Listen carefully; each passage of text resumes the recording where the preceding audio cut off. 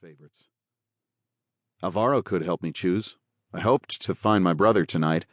I hadn't seen him much in the past few years since he left for Vietnam. And I was anxious to show him my new guitar, a Gibson Hummingbird, my 22nd birthday present from Pop. I had lusted after a hummingbird since Alvaro taught me to play. I believed our family was blessed. Mama appeared to be healing, and, as far as we knew, Alvaro had stayed out of trouble for months now. 10 miles south of Evergreen, I slowed to observe 3 kids who could pass for cupids. They and a man stood with bowed heads around a simple cross of redwood branches in a ditch beside the highway. Grieving for a Mexican friend, I thought. Along the roads of Mexico, people marked the site of each fatal crash with a cross or shrine. The man slouched beside the cross. He had strawberry blonde hair, long, wavy, and braided.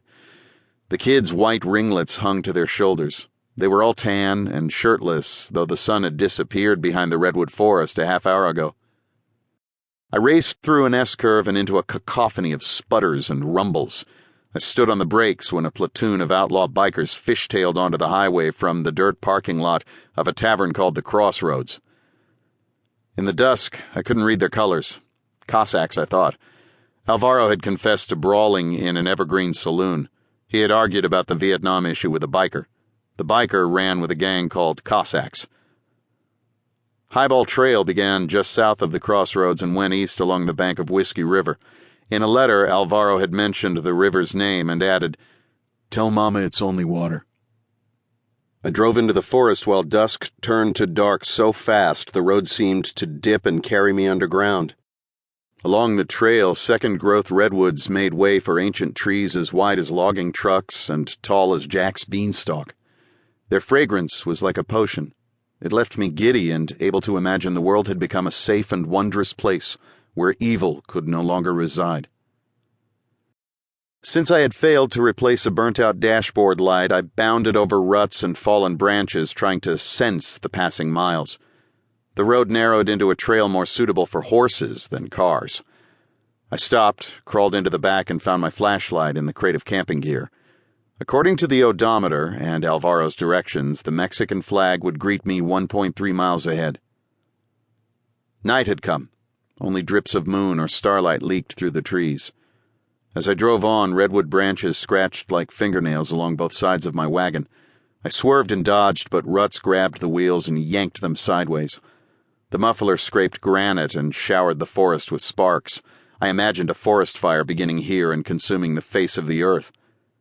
Then I wondered why dread had possessed me. 2 miles ahead, I found a clearing and parked. I shut down the motor, sat still, and listened for a human sound.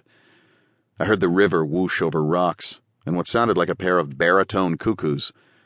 Jays squawked ornery lullabies. I shouted for Alvaro. The birds flew off. Whiskey River and its floodplain allowed enough break from the redwoods to let starlight fall on the water, which frothed along the banks and churned in midstream. Fallen limbs and gnarly stumps flashed past. Across the river was a grove of trees like aspens, except flowers grew from their branches. The flowers, a shaft of moonlight exposed, were red, yellow, and blue, like a vision of heaven that came to me when I got beamed by a wild pitcher's fastball. Even through the redwood fragrance and the upriver breeze, I caught whiffs of jasmine and of somebody's marijuana garden. Not Alvaro's, I hoped. Most of the ground between the trail and the bank was too soft to walk without sinking to my knees, but it made a good bed. I threw down a tarp and sleeping bag upon which I lay and dispelled dread with happy thoughts. I imagined myself on a stage packed with my favorite performers. I scrunched up against Mimi Farina while I watched the booking agent who had just signed me up wave a high sign. And I wondered how disappointed Pop would be when I told him I was going on the coffee house circuit instead of to USC. I didn't hate the idea of practicing law, but it was Pop's dream for me, not my own. Pop had left USC during the 1920s when his sister came down with rheumatic fever. To pay the bills, he worked days as a bank guard. Nights he played his clarinet in a dance band, which folded when the Great Depression struck. Then Pop joined the LAPD. Life had taught him to admire good lawyers, and he said I had the right stuff, courage and a passion for justice. But I had no passion for a life